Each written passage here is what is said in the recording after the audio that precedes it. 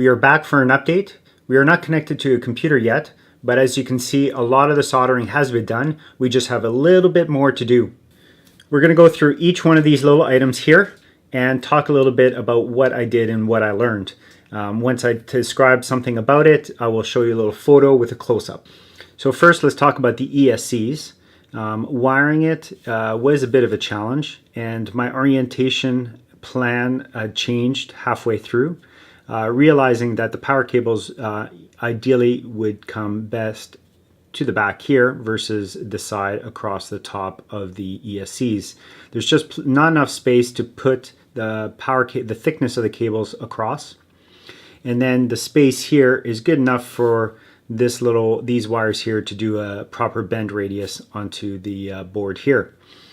And these leads here will go to the plus and minus, or the power and ground of the flight controller there.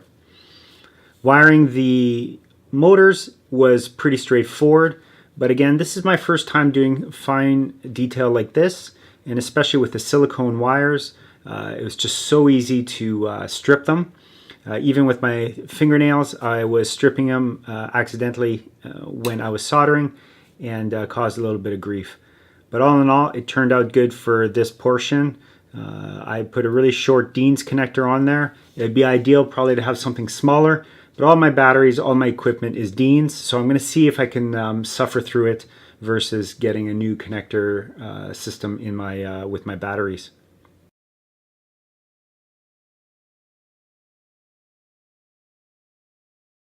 With the lid, it turned out not so bad. I used for the receiver some silicone to secure it on and put the antenna through the fin. With the video transmitter, on the other hand, was a little different. With the heatsink, there was a little sticky location for the heat to transfer, and so I peeled that little layer off, and then stuck the transmitter on, and then used a hot glue gun to hold it into place. With the silicone, it would take too much time to cure, and the hot glue gun kind of really kept it in place as I needed it. And then these two cables are the power cable. Two of these are for power, so that's going right into the flight controller here. And then the white one is the data, which goes to the flight controller as well, and it's the receiver data there. And this cord here goes to the video camera, and that's going to be feed from the video camera, which goes to the transmitter, which goes to the 5.8 gig antenna.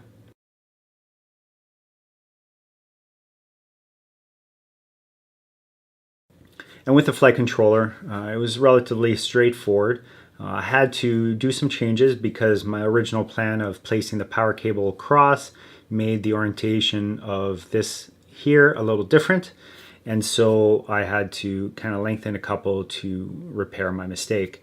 Now, in hindsight, I may do this a little different next time, is that I have the cable here, which is right beside the USB port. If I would recommend anybody to do this in the future, be mindful of this port, maybe flip it 180 degrees, but then your power cables will be on this side. So one sacrifice for the other. Maybe I think there's more space in the back for the power cables. Who knows? But that's where I'm at right now. I bet you I will give you an update on that at a later time.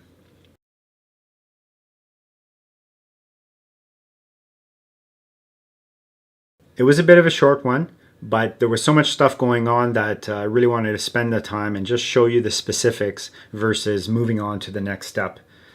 Next step is we're going to connect these two wires to the flight controller and this to there, and then connect it to a battery. Check out Nunav's website. Don't forget to subscribe, and next video will be on the computer.